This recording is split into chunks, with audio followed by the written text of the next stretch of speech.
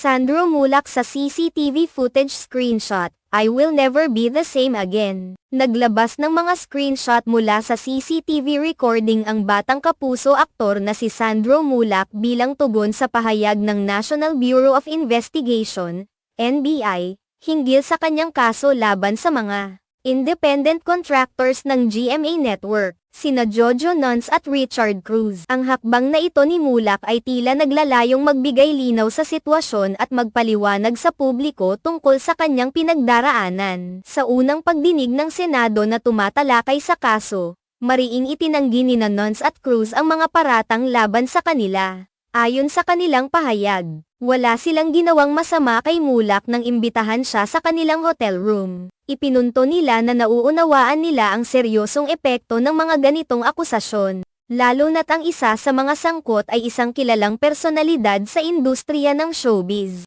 Dahil dito, mariin nilang tinutulan ang mga alegasyon na isinampa laban sa kanila. Ngunit, sa kabila ng kanilang mga pagtanggi, ipinakita ng NBI ang mga CCTV footage na naglalarawan ng mga kaganapan bago at pagkatapos pumasok si Mulak sa kanilang hotel room. Sa mga video clip na ito, makikita na kalmado si Mulak nang siya ay lumabas mula sa kanyang sariling kwarto. Gayunpaman, pagkatapos niyang umalis mula sa kwarto ng mga independent contractors, napansin ng mga awtoridad ang ilang pagbabago sa kanyang pag-uugali. Ang mga pagbabagong ito ay naayon sa kanilang pagsusuri sa behavioral analysis na nagpapakita na si Mulak ay nakaranas ng isang traumatic na pangyayari. Sa kanyang social media account, ibinahagi ni Sandro Mulak ang mga screenshot mula sa CCTV recordings at ipinaliwanag ang kanyang nararamdaman sa publiko. Ayon sa kanya, ang trauma na dulot ng insidente ay mananatili sa kanya at mag-iiwan ng permanenteng epekto sa kanyang buhay. Sinabi niya sa kanyang post, "Dalawa kayo at isa lang ako,"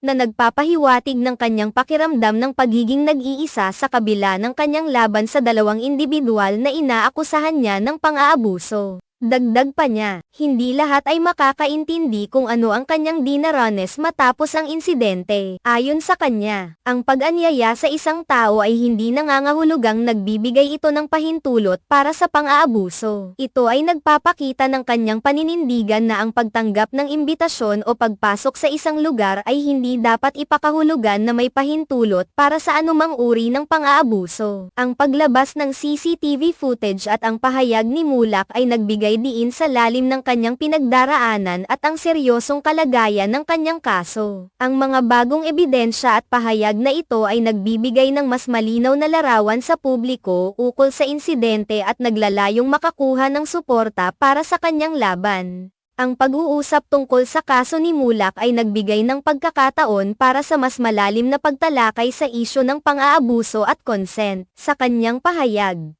hinahangad niyang ipaalam sa lahat na ang pagkakaroon ng pahintulot ay isang mahalagang aspeto sa anumang relasyon o sitwasyon, at ang pagkakaroon ng pagkakataon na magbigay ng malinaw na pagsang-ayon ay hindi dapat ipagkamali bilang pahintulot para sa pang-aabuso. Ang sitwasyon ay patunay din sa kahalagahan ng transparency at accountability sa mga ganitong uri ng issue. Ang paglabas ng mga ebidensya at ang pagbibigay ng tinig sa mga biktima tulad ni Mulak ay isang hakbang patungo sa pagtiyak na ang mga ganitong pangyayari ay masusuri ng maayos at ang mga responsable ay mananagot sa kanilang mga aksyon. Sa pangkalahatan, ang kaso ni Sandro Mulak laban kina Jojo Nuns at Richard Cruz ay nagpapakita ng malalim na epekto ng mga akusasyon ng pang-aabuso sa buhay ng isang tao at ang pangangailangan para sa makatarungan at maayos na pagsisiyasat sa mga ganitong uri ng insidente. Ang kanyang mga pahayag at ang mga ebidensya na inilabas ay nagbibigay ng higit pang pag-unawa sa kanyang sitwasyon at nagpapakita ng mahalagang bahagi ng proseso sa paghahanap ng katarungan.